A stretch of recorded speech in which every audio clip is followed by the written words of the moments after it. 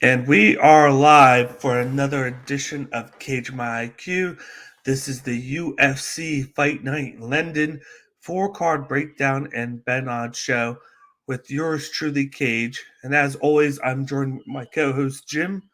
How's it going, Jim? It's going good, man. How are you? I am doing good. I'm excited to talk about this fight card. We are back in London. They went to London back in March, and it was such a success that they needed to go back as soon as possible. And here we are. They're back over 4 months later, sooner than expected. And we got a barnstormer of a main event to talk about later. But what was your thoughts on this card when it was first announced? When it was first announced, I was extremely jealous of the timing. I guess it's more of a Yeah, that FOMO feeling because I was in London 2 months prior to this being happening. So I was, hoping that it would take place when I was there. But when I saw the headline, I love it. Blaydes Aspinall is going to be a great fight, possible title contender. But then you add in all of the English and the UK fighters. It's going to be an exciting card. It's not going to. I don't think this one's going to disappoint. exactly. But before we get into any of that, as always, this is Cage by IQ. We do all MMA content. If you haven't done so already, and this is your first time on the network, I ask you guys to please follow and subscribe to us on social media. We are on Twitter, Instagram, Twitch, and YouTube. Of course, all you got to do to subscribe on YouTube is go down to the subscription button down below and click it right now. And then, of course, just to make sure you see any of the content, hit the notification bell as well. And then please also smash the like button down below. It'll help us out with the algorithm on YouTube.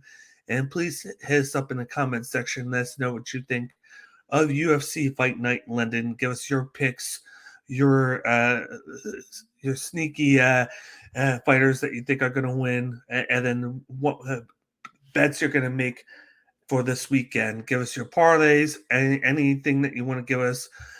We love the content. We love feedback, and we love replying back to you guys. So definitely hit us up there. And then, of course, we are sponsored by High Tide Herbal. If you don't know who High Tide Herbal is, check out this video right now. Offering high quality, sustainable products with all natural, lab tested ingredients, it's High Tide Herbal's mission to help others live the longest, healthiest, and most productive lives possible. Their hemp derived CBD products have a wide variety of uses, from helping sore muscles to skin hydration and minimizing skin irritation. They generate results based on your specific needs. Elevate your lifestyle with the new wave of wellness. Visit hightideherbal.com to learn more. That is High Tide Herbal. We're running a promo code with them. The promo code is CageMyIQ10 at checkout on www.hightideherbal.com, and you receive 10% off your next purchase. Once again, promo code CageMyIQ10 at checkout to receive 10% off your next purchase. Let's get down to the nitty gritty here. We got a 14 fight MMA bout on UFC Fight Night 11. Let's start with the prelims right now. The first fight that we have for you is a fight that just got added a couple days ago. We got a men's matchup between Ludwig Klein going up against his opponent, Mason Jones. This is at the lightweight division. We got Mr. Highlight versus the Dragon. Jim, what are your thoughts on this fight? And then who do you have winning? Yeah, I like this matchup. I feel like the UFC was like, I need to get some Welsh fighters in this card since we're in London. Because I think Mason's the only Welsh fighter on the card. But both of Yeah. these guys have power on the feet. But what stands out to me is Jones's ability to get the fight to the ground with ease. He fought David Onama his last fight, which was in October. Took him down 8 times, albeit it was on short notice. I'm going to go with Jones in this fight. I feel he's going to press the pace and get the fight to the ground. Klein has knockout power, which is why I see Jones going for the takedowns and using his BJJ to hunt for subs. He's got really underrated BJJ. So I have Mason Jones winning by decision. Yeah, Mason Jones has that judo background. He also has jiu-jitsu and a little bit of boxing. So he has a little bit of everything that he can do with you. Whereas Ludwig Klein is more so like a kickboxer. He uses a lot of leg kicks. You saw that in his last fight where he was just spamming the leg kick right there. He fought Devontae Smith, and he was able to use that on short notice just to kind of keep Smith from getting close to him and closing the distance. Use that boxing, and it was very effective. He was able to spam the combinations, and he just looked very sharp. And if he has any chance of winning, that's what he's going to have to do. It's going to be a battle of can Klein keep the fight up and then just throw those leg kicks to keep Mason from getting close enough to throw him down, or can Mason Jones throw him down and do a lot of ground and pound and a lot of work with the jiu-jitsu and judo background that he has. And I think that Mason Jones is going to be able to take him down, and that's why I'm going with Mason Jones by decision. I think he takes him down, does some damage, doesn't finish him. Ludwig Klein is a tough guy, but he does enough to get the decision victory. Yeah, I felt the same way. This is one of those cards similar to the last card where I was like, there's a lot of even matchups, and I'm going to go with my gut. And last week on that card, I went with my gut, and I would have been hungry had I bet all my picks because I Yeah. didn't do well at all. So hopefully I do better on this one. Yep, but let's move on to the second fight on the prelims. We got a men's welterweight matchup between Nicholas Dalby going up against Claudio Silva. We got the Danish Dynamite versus Hannibal. What are your thoughts on this fight, and then who do you have winning? I think it's a weird matchup. Both these guys haven't fought in over a year, but I'm going to go with Nicholas Dalby in this one. I feel he'll do enough on the feet to keep Silva moving backwards. They're both good on the ground, but I think this fight's going to be won by control and volume, and I think that favors Dalby more than Silva. So I have Dalby winning a decision win. Yeah, Dalby's coming in. He's coming in at the minus 265 favorite mark. You got Claudio Silva, who's plus 225. I actually like those odds with Silva because of the fact that they're coming in. Nicholas Darby likes to come in. He has a little bit of that kickboxing style, and then boxing, and then he has a little bit of BJJ as well. He likes to come in, throw those calf kicks. He has a lot of movement. He has that weird breathing style that he uses in fights. You saw that in that Tim Means matchup where he breathes very heavily, but it's something that he's done over his career. So it's something that's worked with him. He just keeps pressuring forward, throws, and then he has knockout power. But then you got a guy like Claudio Silva who has a high-end jiu-jitsu background. He likes to throw the calf kicks. He likes to throw the overhand shots. He's going to look to get the fight to the ground and submit you. I'm going to go with the underdog here. I'm going with Claudio Silva by first round, a rear naked choke. I think it's going to be easy for him to take Dalby down and to transition into one of those submissions. Dalby likes to leave himself open at times, and I think he's going to show that it's easy to take him down and to submit him. If the fight stays standing, though, I do like Dalby because of his volume and the pace that he pushes, but I think he's going to get taken down and get subbed. Right. That's our first opposite pick. Yeah, I'm just going with the heavy underdog there. I don't know why the line is that big. I think it should be more of a pick 'em, but that's what they put. So I'll take the plus money any day on that matchup. Right. I don't blame you. I don't blame you at all. Let's move on to the next fight on this card. We got a women's flyweight matchup between Mandy Bohm, who's going up against Victoria Leonardo. You got the Monster versus Fury. What are your thoughts on this fight, and then who do you have winning? Yeah, this is an interesting fight, interesting matchup. I'm going with Mandy Bohm in this one. She's got good striking defense and good movement. Leonardo could take the fight to the. She could take this fight by landing takedowns and controlling the mat, but I think Bohm uses a reach advantage to keep Leonardo at bay. So I have Mandy Bohm winning by decision, third decision, victory pick of the card. Yeah. For me, this is a very low level women's matchup here. These Yeah. are two women that are looking for a victory now. You see, Mandy Boom lost to Ariane Lipski by decision in her debut, and then she did some fights in Belter. Whereas Leonardo lost to Gatto by KO, Manon Farrow by head kick and punches, and then she won her Contender Series fight to make it in. Yep. So it's like both of these fighters have far good competition.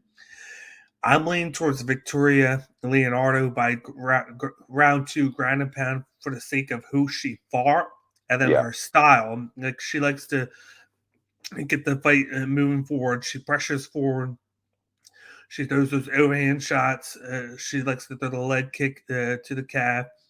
She likes to pressure the jab at times, but she's always moving forward. And then she likes to throw her opponents to the ground.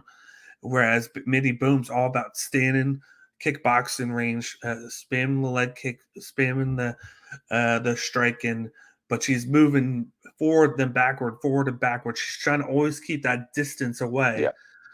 And that's good if you want to volume, like pinpoint your opponent and then win by decision. But with somebody like Leonardo, who is constantly moving forward, I feel like Leonardo's going to have a chance to get inside those windows when she's not hitting and then to take her to the ground. And to me, she's going to be the bigger opponent at the matchup. Is you see right there, she does have a smaller reach, but the style just favors her. I think it just favors her to get inside, to take her down, and to ground and pound her. I feel like she's the stronger opponent, and I think she gets it done round 2. Yeah, there was something about that reach that kind of stuck out for me with Bohm just because of the style of fight. So that's why I went with her. Yeah, like I could see it going either way. Yeah. I think the odds have it on here. It's a close one, minus 155 for Boom, plus the 135 for Victoria Leonardo. So it's almost a pick 'em there in that matchup. They're just favoring Bohm a little bit, and it's probably the reach. But I think Bohm's going to be easier to get taken down than Leonardo is going to getting finished. I could see Bohm winning by decision. I could see that happening, but I feel like she's going to get taken down instead of keeping the fight standing the whole time. Yeah. Let's move on to the next fight. On the prelims, we got a men's matchup between Jai Herbert going up against Kyle Nelson. This is going to be contested at the lightweight division. We got the Black Country Banger versus the Monster once again. Yep. Back-to-back what's your monsters. Yep. What's your thoughts on this fight, and then who do you have winning? I don't think this one makes it to the judges. I can tell you that. I'm going with Dry Herbert in this fight. He's got the height and reach advantage, plus 9 KO wins.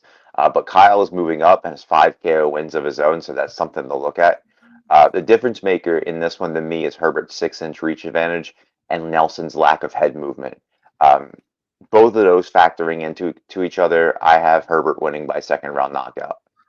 Yeah, Herbert's coming in the minus 280 favorite, and then Nelson's coming in the plus 235 underdog. This was a tough one for me because you do have that reach advantage. Jai Herbert likes to use the boxing style, but he's more so like one dimensional where he boxes, he spams the jab from a distance. He likes to use the reach, and then he just follows it up with the hook or the overhand shot constantly.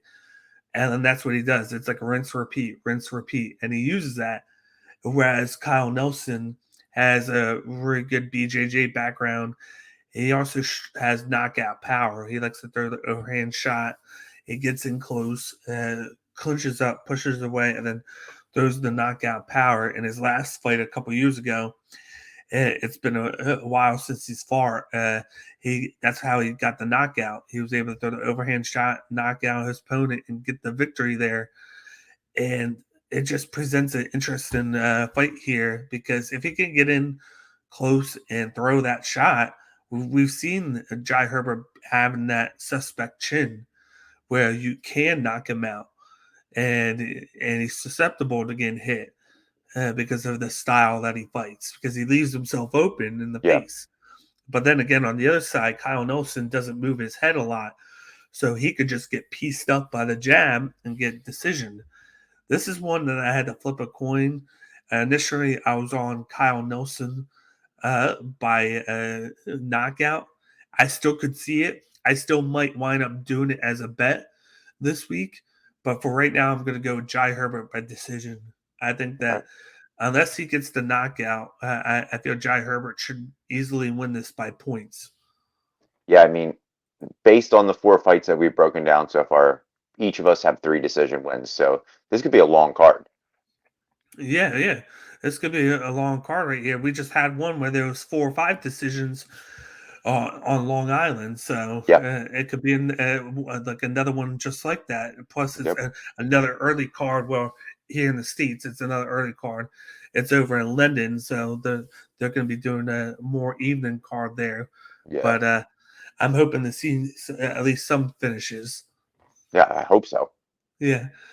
But let's move on to the next fight on the prelims. We got a men's flyweight matchup between Mohammed Makayab versus Charles Johnson.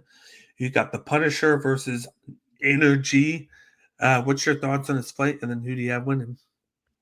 Honestly, I think this is one of the most underrated matchups of the card.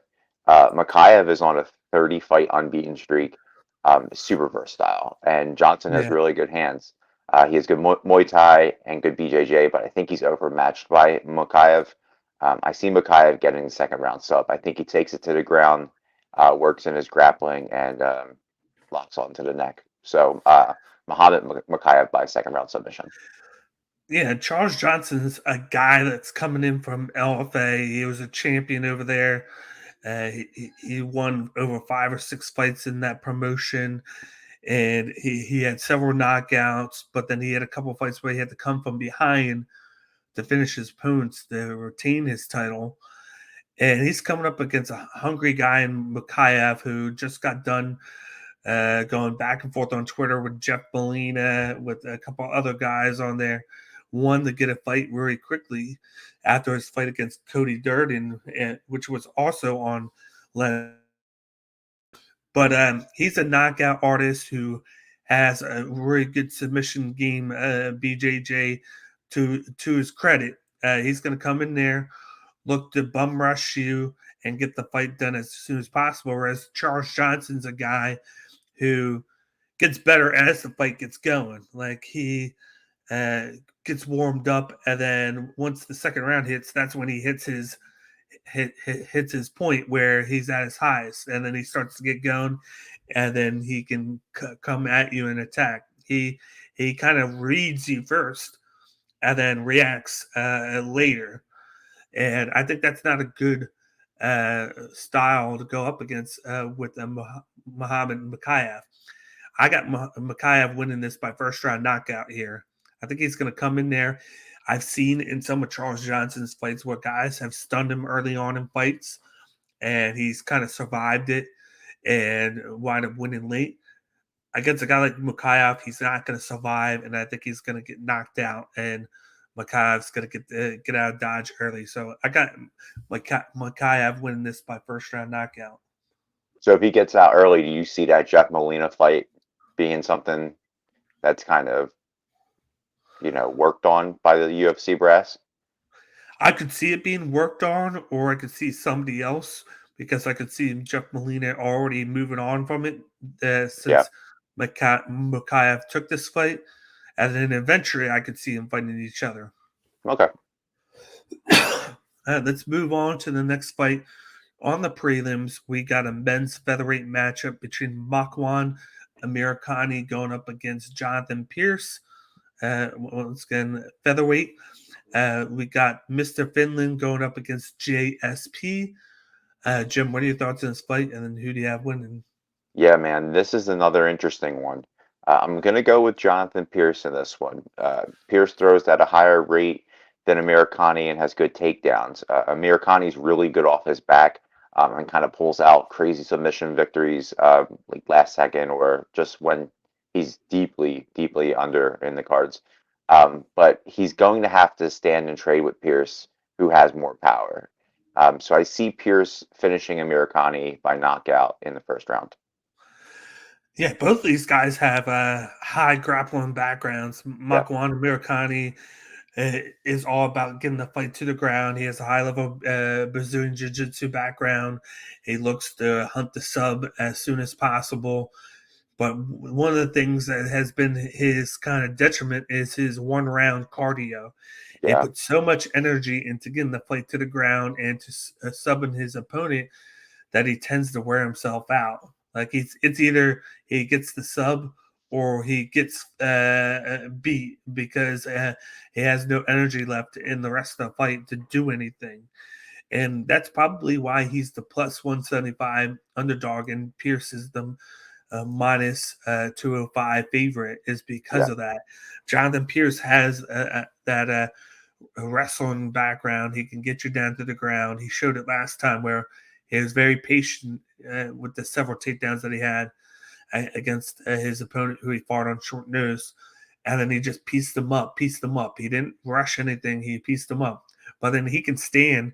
He has those nice leg kicks that he throws. He has those overhand shots, the hook. He has knockout power, but he is also smart at the same time to where Hmm. he knows that he needs to fight smart. And that's why I'm going with him here. I think he has the dual, as you say, dual background MMA style that will work perfectly to survive the early grappling of Makwan Americani. And then I think he gets the late finish here. I'm going to go with third round knockout because I think Okay. he's going to finish him once Makwan's really tired. I think he gets tired after round one. I think Amir Khani wins round one by getting him down, but then I think rounds 2 and 3 go to Pierce until Yeah. Pierce finishes him in late round 3. Yeah, this was one of the fights that I circled when I was doing my notes in my fight study, where I was like, every time I've picked Amirkhani, he's either lost or if I went against him, he's won. So Yeah, I don't know if I'm doing myself any favors picking against him. Every time he pops up on a card, I'm like, oh, well, here we go. yeah. This is gonna beat my unbeaten streak or whatever. Hey, he could go in there and get Jonathan Pierce down right away and sub him. Absolutely. We don't know, but I have a feeling that he doesn't because when he gets that step up in competition, he goes the opposite way. He Yeah. wears himself out and then he loses. Well, we both see him getting knocked out, so Yeah. there's no subs happening in that fight. Yep. Let's move on to the next fight on the prelims. We got a men's featherweight matchup between Nathaniel Wood, aka the Prospect, going up against Boston Strong Charles Rosa. Jim, what are your thoughts on this fight? And then who do you have winning? Yeah, this is another interesting matchup in the fact that Rosa is dropping down in weight and Wood is moving up in weight. So there are a bunch of questions that I have for this one. Wood is a higher volume fighter, but Rosa switches his stances, which could pose a bit of a threat for Wood. Wood is going to outstrike Rosa, in my opinion, and rack up enough volume, similar to what you said about the Jai Herbert fight. I think Wood does enough on the feet to eke out a decision win. Yeah, I think the big thing there, as you saw that I had down there, was the 16-pound weight difference. They're going to weigh in about the same on weigh-ins, but then you're going to have Rosa who can put all that weight back on. And just Right. like you said, he is moving down, whereas Nathaniel Wood is moving up. So he's going to have that considerable weight difference on his side. So that's something to keep track of here. He hasn't looked good of lately. He is a striker that can grapple. He always goes to decision, but it's always against him. His one win in the last few years was against Justin James in a split decision where it could have went either way. Nathaniel Wood hasn't fought in a couple years though. He has a striking background. He picked up boxing, but then he has a high level jiu-jitsu background. Three of his wins in the UFC are by sub, and I feel like if the fight wants to go his way, he's going to need to get the fight to the ground or get it to a grappling exchange. Nathaniel Wood is actually a high minus 450 favorite in this, whereas Rosa is plus 360. So that's saying something about how much his skill is compared to Rosa.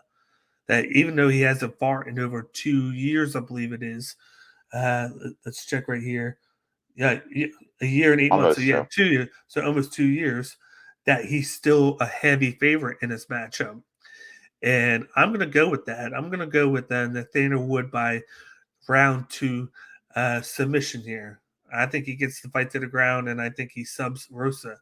Rosa has a lot of holes in his game because of his striking. He doesn't know how to transition from striking to grappling as well.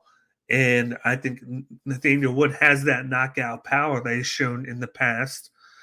And when he doesn't want to do that, he can grapple, get you down, and choke you out. So that's why I'm going with Nathaniel Wood by round 2 sub. Okay. Yeah, I mean, this is a battle of the top teams.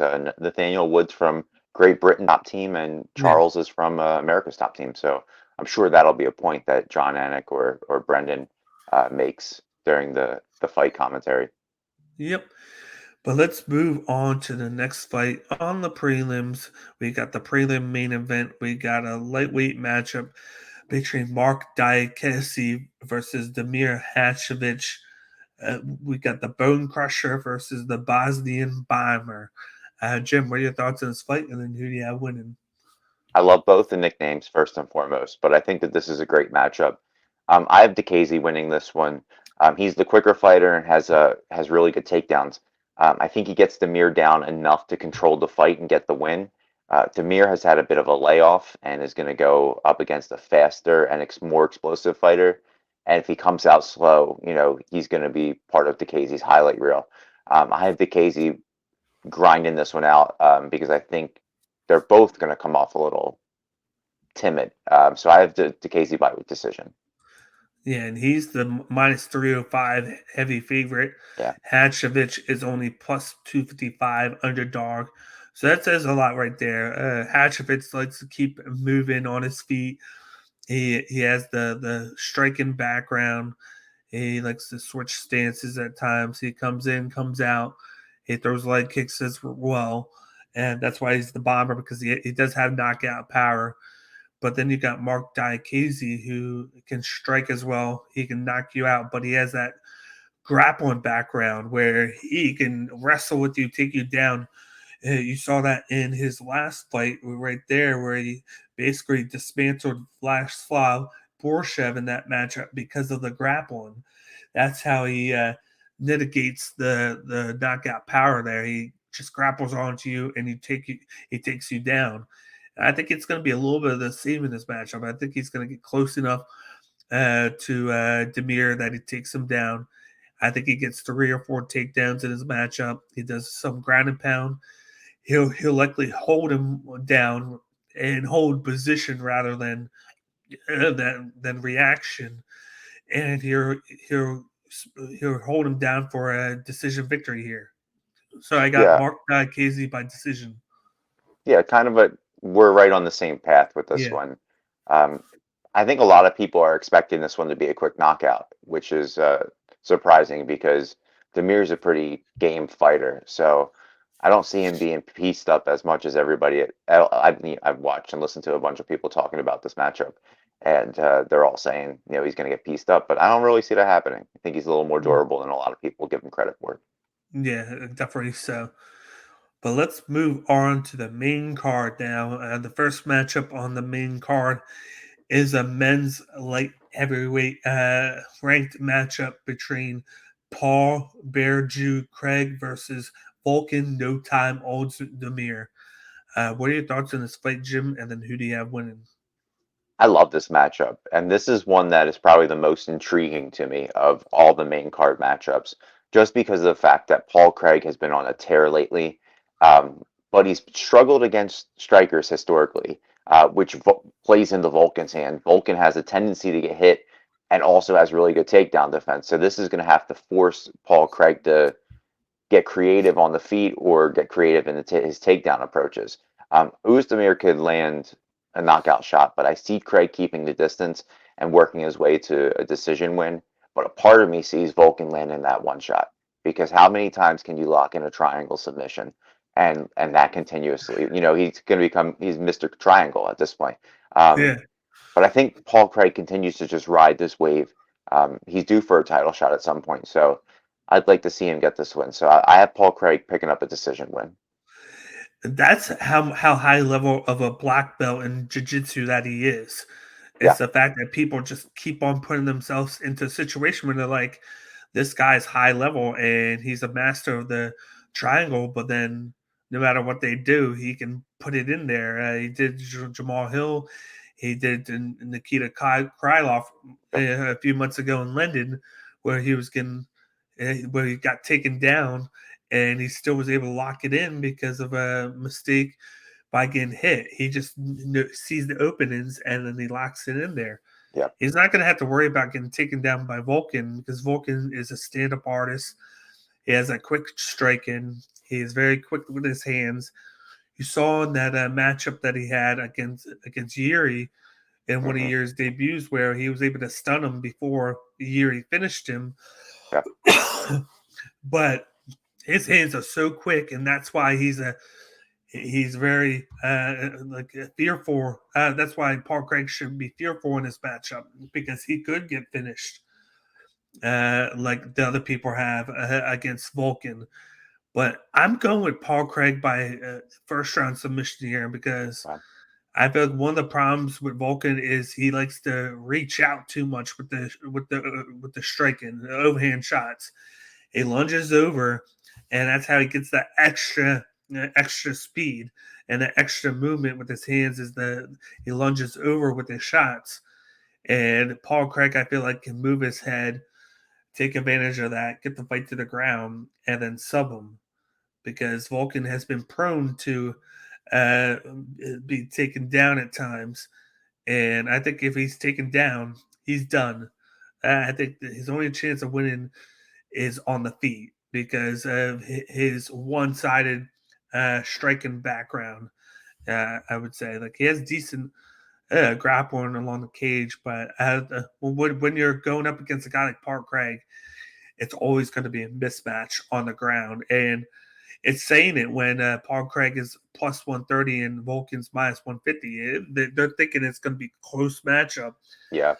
And then Paul Craig has always been the underdog in all of his fights. So I'm going to go with the trend here. I'm going to go first round submission by Paul Craig. Okay. I mean, listen, if we're both right and we put some money down on this bet, on this fight, then we win a little bit with him being the underdog. Exactly. And they're in London, so Yeah, close to Scotland. Yeah, they're close to Switzerland too. But I think he continues his win streak. yeah, me too. Moving on to the next matchup here on the main card, we got a women's flyweight matchup between Molly McCann going up against Hannah Goldie. We got Meatball versus 24K. What are your thoughts on this fight? And then who do you have winning? Man, just the rise of Molly McCann's personality and her just becoming like a complete celebrity after the last London fight. She's worked with Barstool Sports, and now she's, not main carding this one in London. But this is another interesting fight. Goldie is moving up, which could be a good move for her. Both throw at a high clip, but McCann lands more takedowns. Uh, Goldie has good BJJ, which and would benefit from working on the ground. But with McCann, I feel she's going to have to stand and bang, which works to favor McCann. So I'm going to go with Meatball. I'm going to go with Molly McCann by decision in this one. I think this is going to be a fun fight. Both women are going to be in the fight until the bell rings, but I'm going to go with McCann by decision. Yeah, McCann's the striker in this matchup. Goldie is the grappler in this matchup. Yeah, Goldie tends to get started later in fights. She tends to try and stand up and trade too long. It's focusing on her striking and on her grappling, which is our expertise. When she goes with the grappling, when she's supposed to, she wins. She in her one fight that she got the win, she got the submission victory late in the fight when she decided to go for it. But she tends to get out volumed because she wants to stand up and trade with her opponent, and she goes to the throw rear house, and then that's where it's going to be a detriment to her against McCann. McCann's the minus 380 favorite. She's the plus 310 underdog.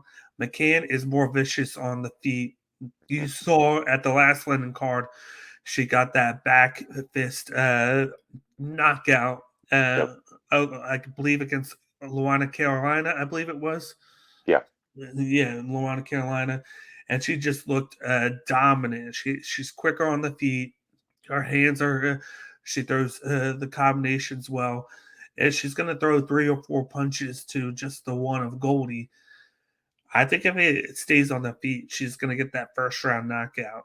I Okay. think I favor her heavily in this matchup. I think she gets the victory.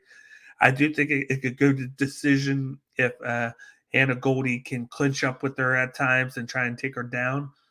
But I think at the end of the day, Molly McCann's going to get the win, and I think by first round knockout.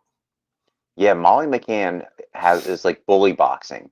She just puts her head like she's a bulldozer. She just walks you to the cage and just pieces you up, and has a really good base, which is something that I think is going to pose a threat for Yeah. Goldie. But with Goldie moving up in weight, that could add to more strength on Goldie's part to get the takedown. But yeah, I'm with you on this one. I go Molly McCann as well.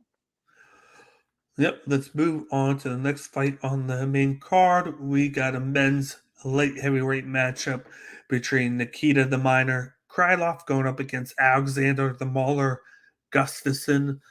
What are your thoughts on this fight? And then who do you have winning?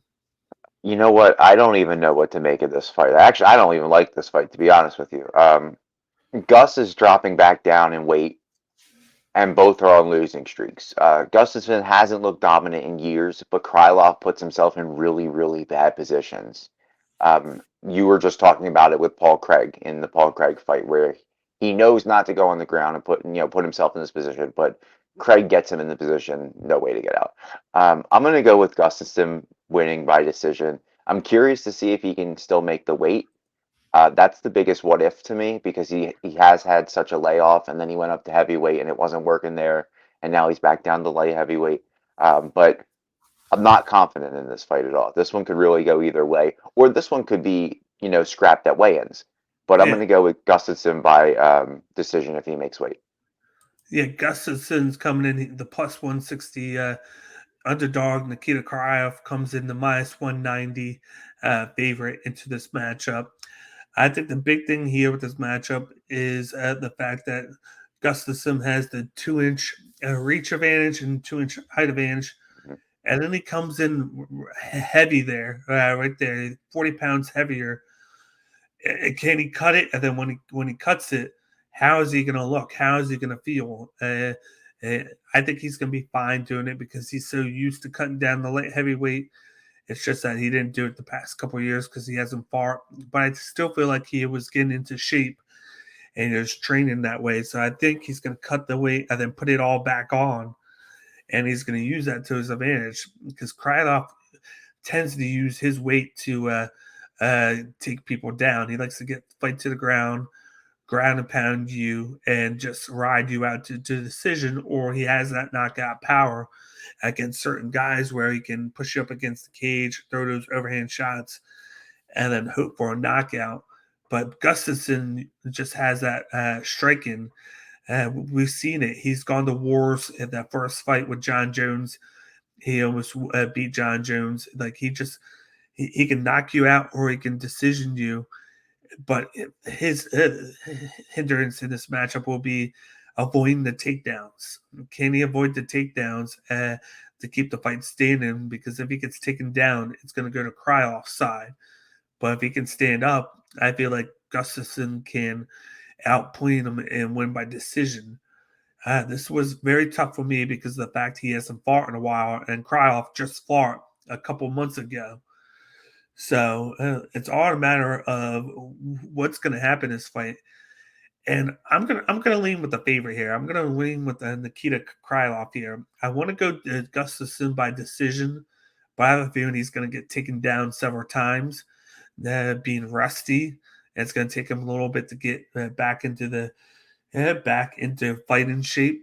Because to get back into fighting shape, you got to get in the octagon. So I got Nikita Krylov win this by decision. Yeah, I don't blame you with that pick. Active versus inactive for years. There's the play right there, right? This is one of those ones where it's like, am I picking because of the name Alexander Gustafsson, or am I picking in the abilities of Alexander Gustafsson? Yeah. And I think I'm going with the abilities. It's been a long time since that John Jones fight, but I don't know. This was one where I was like, this matchup doesn't make any sense to me. Yeah.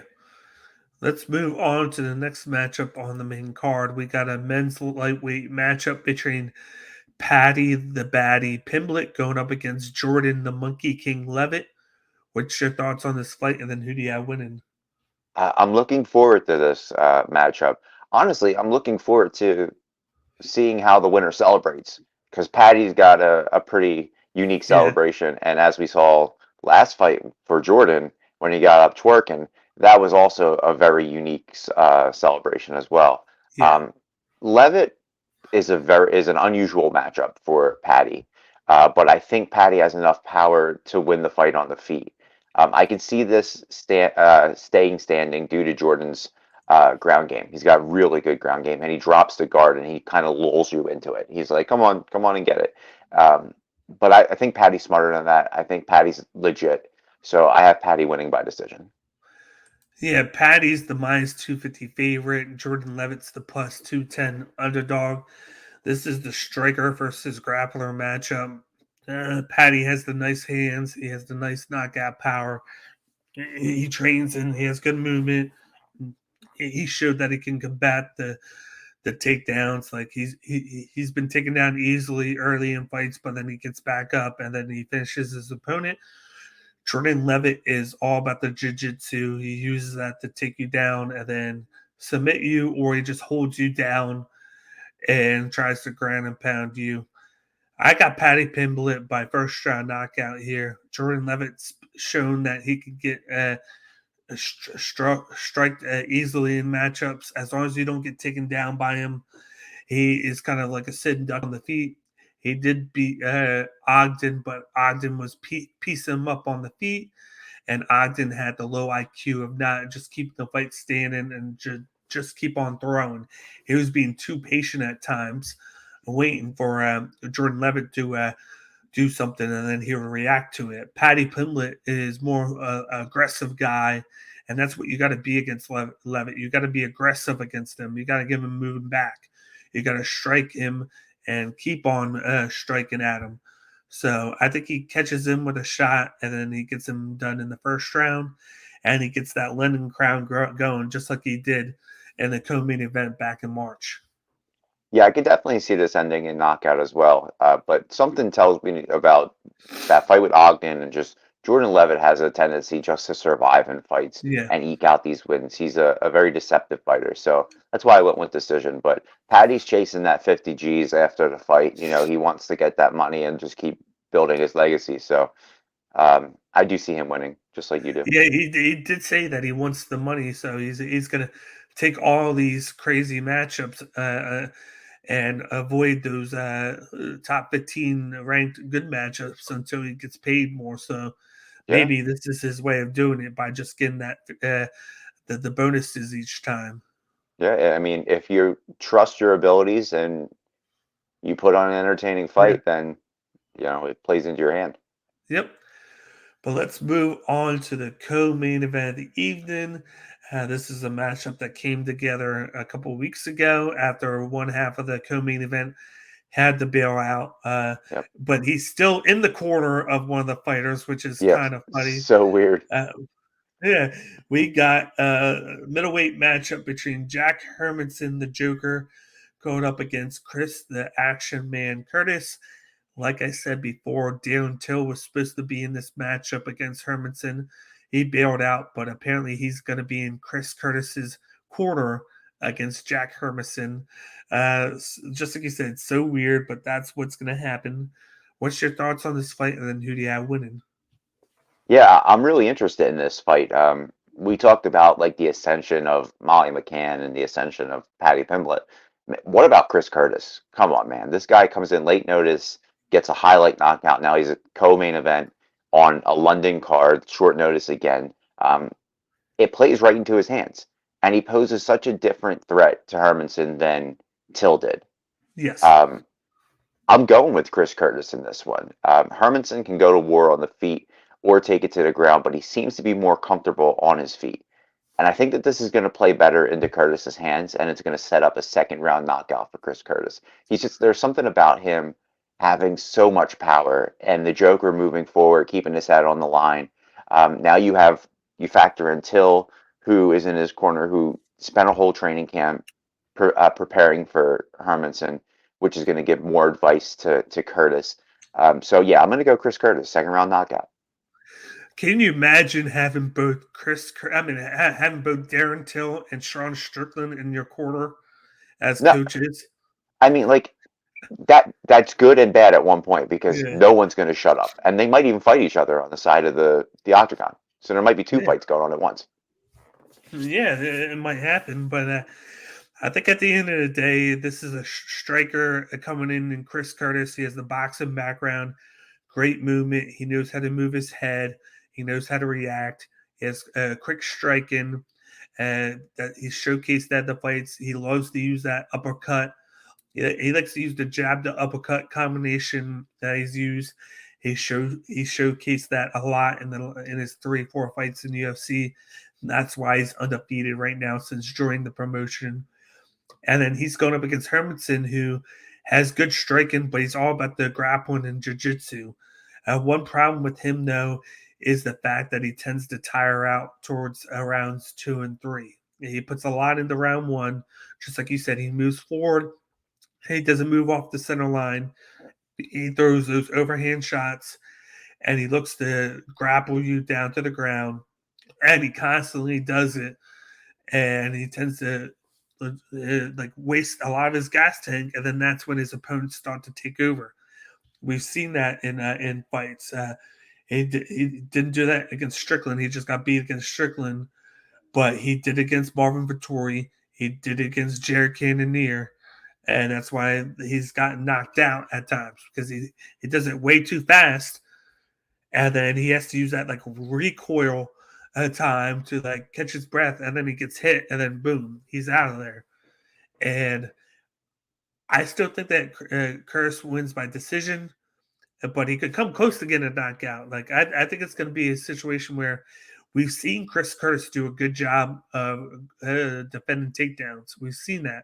He's fought guys that can take it down. Hermanson's more so, like I said, the jiu-jitsu style takedown. So it's not going to be him trying to shoot for the takedowns. He's going to look for like the leg trips and try and trip him down and to get him to that point. Chris Curtis is a strong guy. He can hold his own. I think he keeps the fight standing. He pieces him up. Hermanson does everything he can to survive. He's going to have his moments where he can take the back of Curtis, but I think Curtis gets it done at the end of the day and wins by decision once again. I think had he got in a 4-fight camp, maybe he would have knocked him out, but because he's taking it off of 2 weeks' notice, I think he just wins by decision. Okay. I think the thing that we've kind of pointed out enough in this one is with the corner work, right? He's going up, he fights, he trains with, Hermanson's last opponent, and now he's got Hermanson's previous opponent that was scheduled in his corner. So both have prepared for him. One's actually fought for him. So it kind of plays into Curtis's hand. And I think because he's taking it on a short notice, he's going to want to get out of there quickly. So that's why I went with the knockout. Yeah, and I think it's saying something that he's taking the fight on short notice, and he's still the minus 120 favorite, whereas Hermanson's plus 100. So it's more of a pick 'em, but it's saying that they still think that Chris Curtis is going to win. Yeah, hey, that's that power element, man. Power and speed. That's right. And then he's just a fan favorite now. So He's the action man. Yep. But let's move on to the main event of the evening. The reason that we're here, we got a men's top 5 heavyweight matchup between Curtis Razor Blaydes versus Tom Aspinall. What's your thoughts on this main event, Jim? And then who do you have winning? I think that this is a great matchup. Blaydes bounced back with a highlight reel win the last time out, and Aspinall has looked unbeatable since coming into the UFC.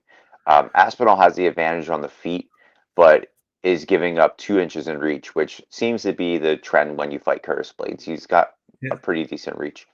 He also has a really good grappling game. And this is Aspinall, and has 100% takedown defense in the UFC, which poses a threat to Curtis Blaydes because that's his bread and butter. But he seems to be more comfortable with exchanging on the feet now. Both having really good takedown and grappling play big challenges for both fighters. But I think Aspinall is being the more aggressive fighter is going to get him the win. So I see Tom Aspinall winning by a 3rd-round knockout of Curtis Blaydes. Yeah, this is a very interesting main event. Very, I am very looking forward to this. Blaydes coming in with the wrestling background, he tends to telegraph his takedown entries. We've seen it where he'll bum rush from like across the cage, and then he'll go for the takedown, laying his head down. That's why he got knocked out by Derek Lewis, because he got timed with that long takedown attempt. But he's just very strong. He gets that takedown. He slams you down. He has knockout power with those overhand striking. That's what he used against, of course, Chris Daukaus. He just showcased the power. He had the willingness to trade with them and to throw those combinations on him. And he just wore out Chris Daukaus. But then on the other side, you got Tom Aspinall, who has a high-level boxing background. He trains with Tyson Fury. He throws those combinations. He has good cardio. And he has a wrestling background on top of that with a jiu-jitsu background as well. And that's how he beat Volkov. That's how he beat Andre Arlovski, by winning by sub. He has the triple threat here. And he really hasn't been tested like a guy like Blaydes. Volkov was his test, and he took out Volkov really easily in that matchup. And I think it's going to be a matter of how Blaydes does trying to take down Aspinall, and then if he takes him down, how Aspinall does defending it up or looking for those submissions, because he could get taken down, but Blaydes has never been tested in the submission aspect before, I feel like, in all of his other fights. And that's why I'm leaning towards Tom Aspinall winning by round three sub here. I think the first 2 rounds are going to be considerably close. I think maybe Blaydes wins the first, and then Aspinall wins the second. But where I think it goes Aspinall's way is he has more past the victory.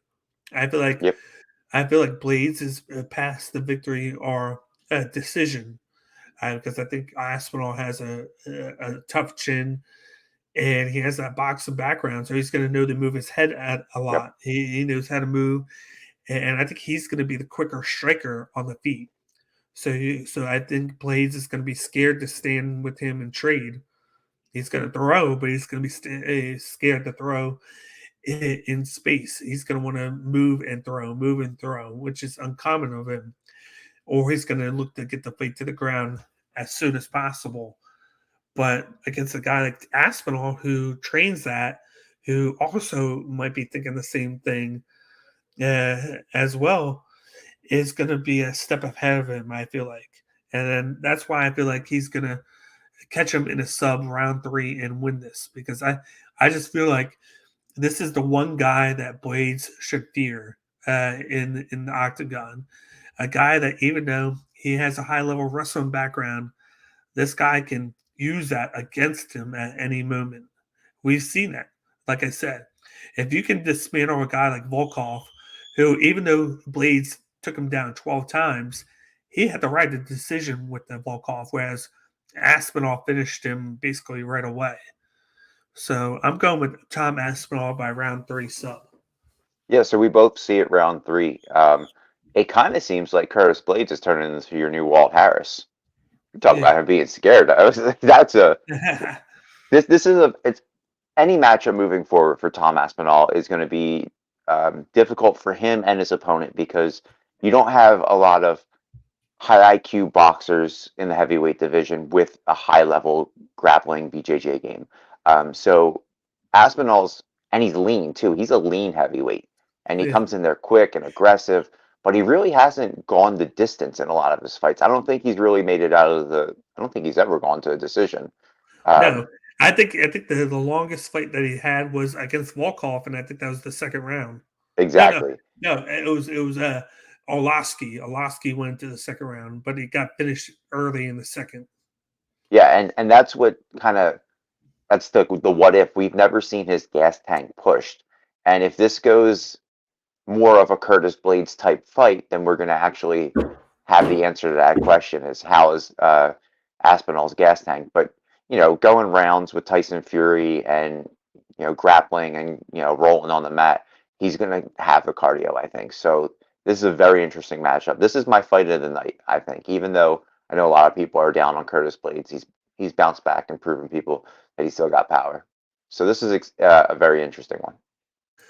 Yeah, I agree there, and I don't think that he's afraid. I just think he's going to respect Tom Aspinall's abilities, and just like you said, there's not a lot of tape on Tom Aspinall because he's gotten out of the octagon so quickly. Right. So it's so hard to prepare for a guy like that. So at the Yeah. end of the day, I'm leaning towards Tom Aspinall. Yeah, everybody ahead of Curtis Blaydes is a striker who's going to hunt for those knockouts. So this is Tom Aspinall's kind of a Swiss Army knife. Yeah, definitely so. But other than that, that'll wrap things up with today's show. I'm going to actually put out a bet and odds show later on in the week. I'm going to split them up now. So you got like a quick bet and odds one for that. But before we get going, as always, we are Cage with My IQ. Please follow and subscribe to us on social media at Twitter, Instagram, Twitch, and YouTube. Please hit the like, and please hit us up in the comment section to the right. Let us know what you think of our predictions and what your predictions are. But other than that, we will be back next week for the pay-per-view, the rematch of one of the most shocking fights ever, where Pena defeated Nunez for the belt. But other than that, that'll wrap things up with today's show. I'm your host, Cage. This is my co-host, Jim, and we will talk to you guys next week.